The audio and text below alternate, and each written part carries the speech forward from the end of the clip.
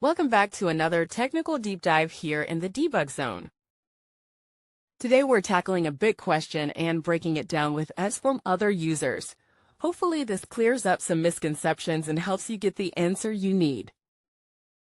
So buckle up, stay a little curious, and let's jump right in.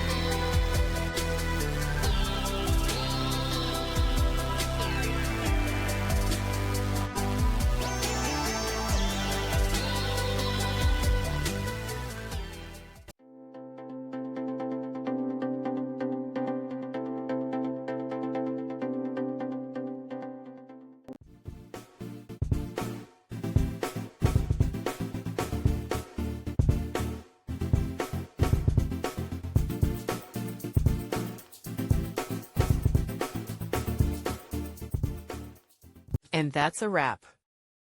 I hope you found the answer you were looking for. If you did, take a second to hit that subscribe button. It really helps out.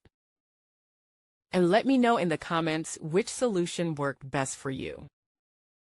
See you next time in the debug zone.